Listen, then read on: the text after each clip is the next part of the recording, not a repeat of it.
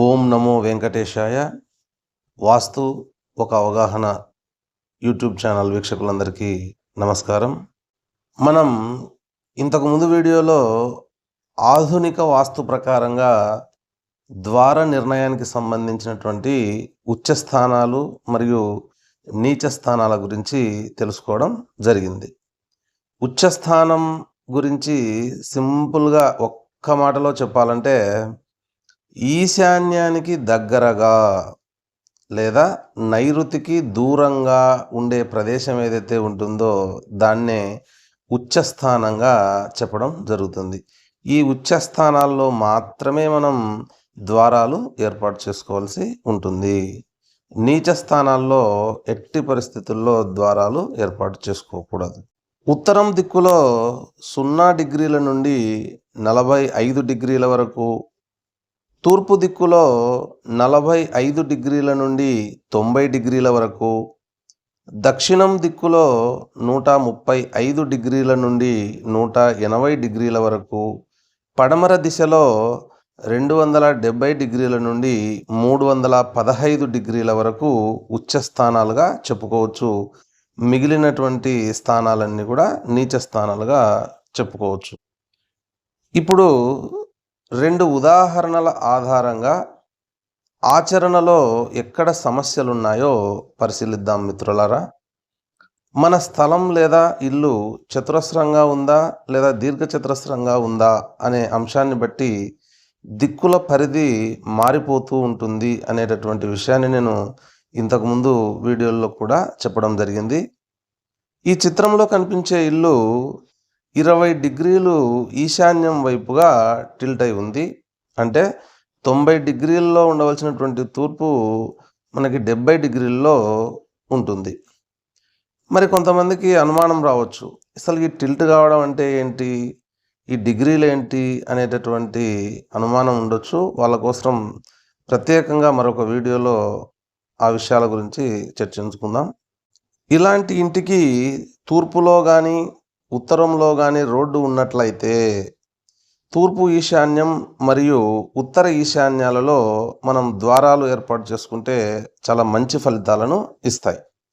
ఇదే స్థలానికి ఒకవేళ దక్షిణం దిక్కులో రోడ్డు ఉన్నట్లయితే మరి అలాంటి పరిస్థితుల్లో ఈ ఇంటికి దక్షిణం యొక్క మధ్య భాగంలో ఉచ్చస్థానం వచ్చింది కాబట్టి అక్కడ మాత్రమే మనం డోరు ఏర్పాటు చేసుకోవాలి. చాలామంది వాస్తు పండితులు దక్షిణాగ్నేయంలో డోర్ ఏర్పాటు చేసుకోవాలనే ఉద్దేశంతో ఈ డిగ్రీలు మరియు మరికొన్ని అంశాలను పరిశీలించకుండానే దక్షిణాగ్నేయంలో డోర్ ఇచ్చేస్తారు.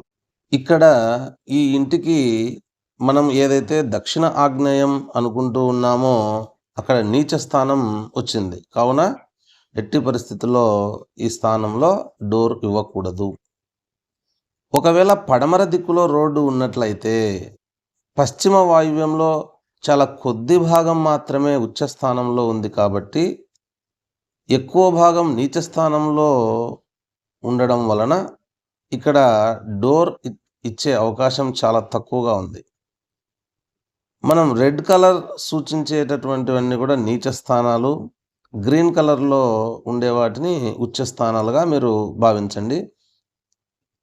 వీరు ఉత్తర ఈశాన్యంలో డోర్ ఏర్పాటు చేసుకోవడం మంచిది. మరింత అవగాహన కొరకు మరొక ఉదాహరణను పరిశీలిద్దాం మిత్రులారా.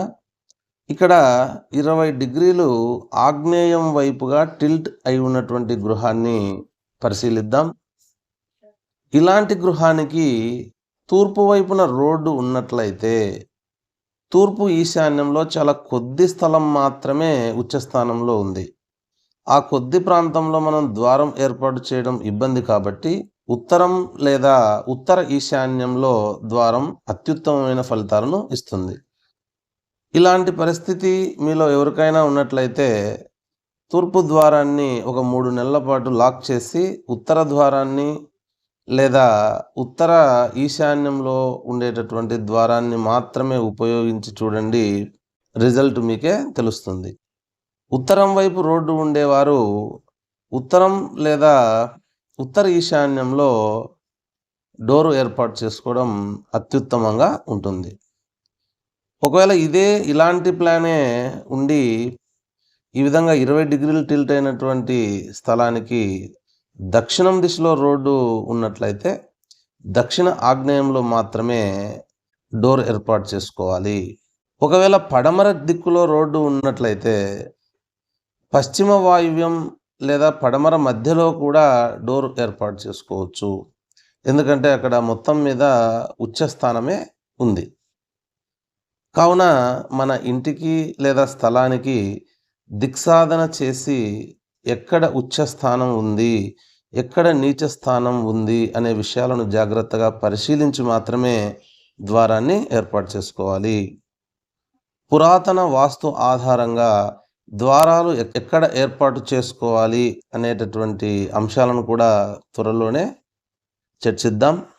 నమస్కారం.